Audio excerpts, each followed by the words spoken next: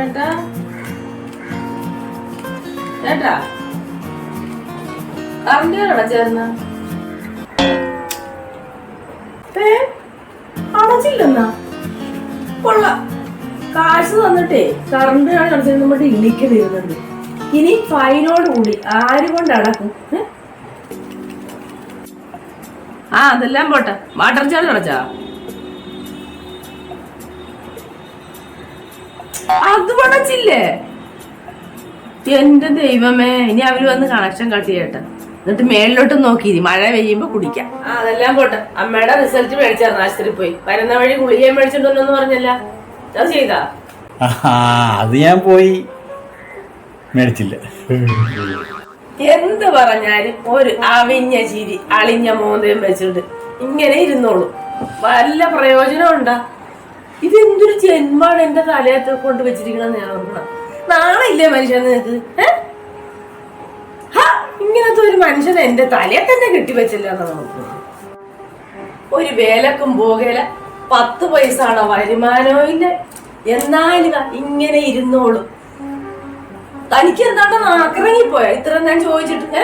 കഴിഞ്ഞ ദിവസമൊക്കെ തനിക്ക് ഭയങ്കര മൂപ്പിക്കലായിരുന്നല്ലോ എന്റെ അടുക്ക്. നാക്കിറങ്ങിപ്പോയാ? അയ്യടാ, പഴം പിഴുങ്ങിയാണെങ്കിൽ ഇരിക്കണ ഇരിപ്പ് നോക്കിക്കും.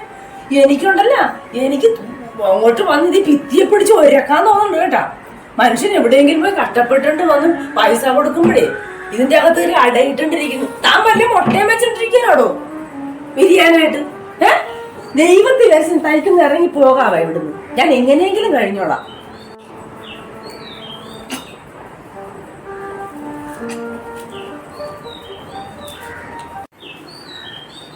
ചേട്ടാ ചേട്ടാ, ചേച്ചി അപ്പുറത്തോട്ട് പോയാ?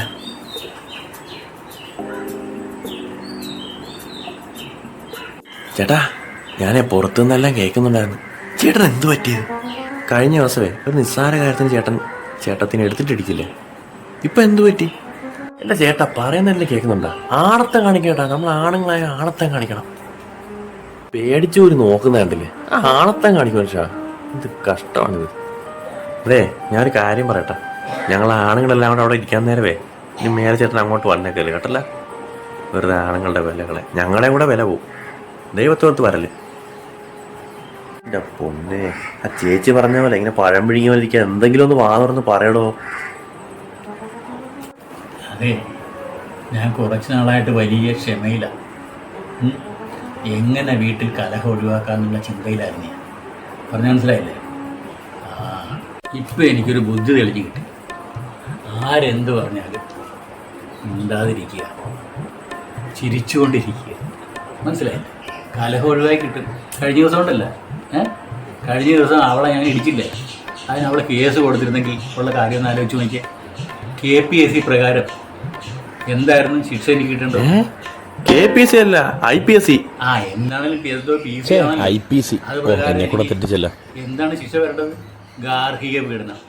അതിനൊക്കെ നല്ല ഉണ്ടായിരിക്കില്ലേ?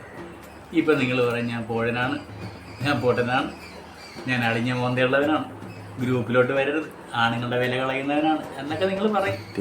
പക്ഷെ എനിക്ക് ജീവിച്ച് പോകണ്ടേ? ആരോഗ്യം കുറഞ്ഞു വരിക, പ്രായമായി. മനസ്സിലായ? ബുദ്ധി വേണം, ബുദ്ധി. ശരിടാ.